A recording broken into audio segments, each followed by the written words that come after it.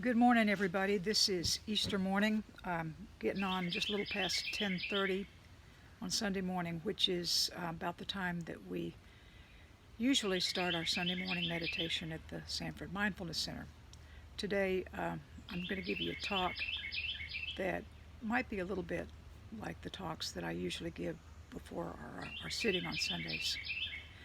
And before I start with the reading, I want to give you some encouragement and a suggestion. And that is to, if you have additional time during which you're at home and you're not overwhelmed with working at home. Some people have it, they're at home and they're much busier than usual. And other people are at home and for one reason or another, they don't have a lot that they have to do during the day. But either way, to the extent that you're able to, I really want to recommend that you use this period of time during which we are mostly semi-confined to our homes, our houses, and our yards, to give yourself the rough equivalent of a retreat experience. And that would be to do a lot more reading and a lot more meditation, sitting and walking meditation. You probably won't be able to even get close to reproducing the actual retreat schedule. But you can just add more of your regular sitting practice. Or if you don't already have a regular daily sitting practice, then you want to do that. Really set out this time as a period during which you can and you choose to have a strong intention and follow through with it to sit meditation every day. There are many recommendations for how to do that. The only real useful formula is to just do it. Find a place to sit, and as I'm going to be reading from his book today, Joseph Goldstein was the first person who I heard give the advice. Just put your butt on the cushion or on the chair if that's what you use. You don't have to have a lofty idea of how long you should sit for that to be an adequate session of meditation. Doesn't matter. If you put your butt on the cushion every day, then at least on some of those occasions, you will end up sitting 5 minutes, 20 minutes, 30 minutes.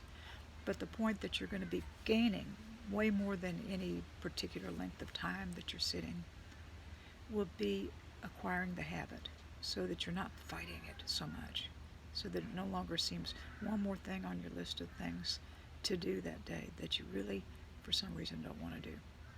So, if you can, do a lot more reading. I have tons of book suggestions.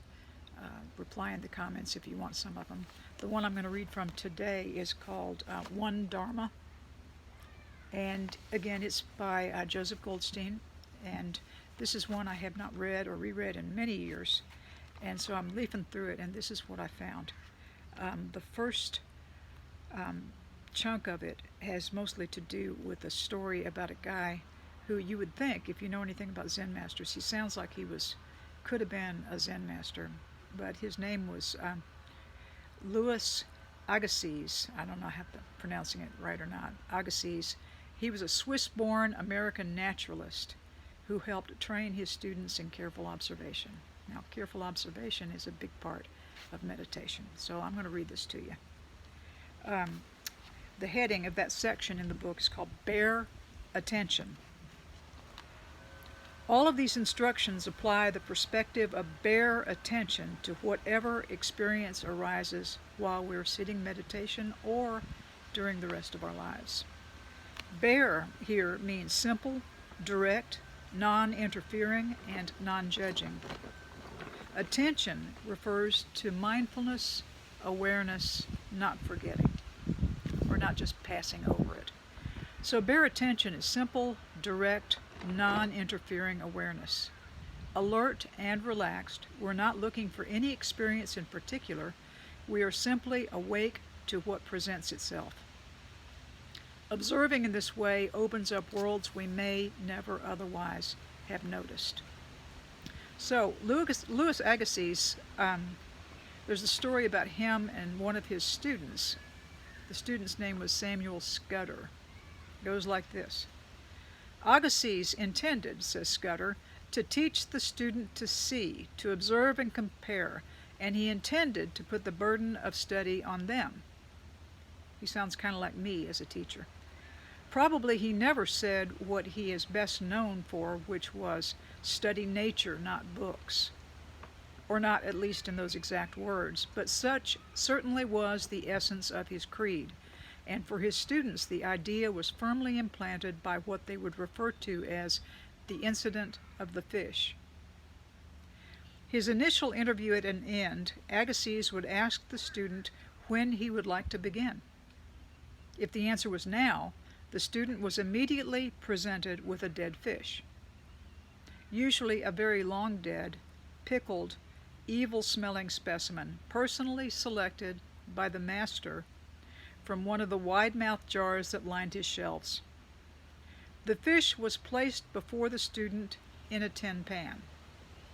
He was to look at the fish, the student was told, whereupon Agassiz would leave, not to return until later in the day, if at all. Samuel Scudder, one of the many from the school who would go on to do important work of their own, his in entomology, described the experience as one of life's memorable turning points. In 10 minutes, he said, I had seen all that could be seen in that fish. Half an hour passed, an hour, another hour. The fish began to look loathsome. I turned it over and around, looked at it in the face, ghastly, from behind, above, sideways, 3/4 view, just as ghastly. I was in despair. I might not or was not allowed to use a magnifying glass. The instruments of all kinds were forbidden. My 2 hands, my 2 eyes, and the fish. It seemed a most limited field. I pushed my finger down its throat to feel how sharp the teeth were. I began to count the scales in different rows until I was convinced that was useless. At last, a happy thought struck me. I would draw the fish, and now, with surprise, I began to discover new features in the fish. When Agassiz returned later and listened to Scudder recount what he had observed, his only comment was that the young man must look again. Scudder says, I was piqued, I was mortified. Still more of that wretched fish. But now I set myself to my task with a will and discovered one new thing after another. The afternoon passed quickly, and toward its close the professor inquired, Do you see it yet? No, I replied, I am certain I do not. But I do see how little I saw before. The day following, having thought of the fish most of the night, Scudder had a brainstorm. The fish, he announced to Agassiz, had symmetrical sides with paired organs. Of course, Agassiz said, obviously pleased. Scudder asked what he might do next, and Agassiz replied, Oh, look at your fish. In Scudder's case, the lesson lasted a full 3 days. Look, look, look, was the repeated injunction, and the best lesson he ever had, Scudder said. It was a legacy the professor has left to me, as he has left it to many others, of inestimable value, which we could not buy and with which we cannot part. So back to Joseph, commentary on this. He says, can we direct that intention, that power of observation at our own minds? This is our life. Can we look at it with that degree of care? So when you sit meditation, eyes open or eyes closed, the mind should be open and aware of everything that arises and observed with care and diligence and acceptance and kindness. Good luck with your adventures in meditation, and I'll post something else later on this week.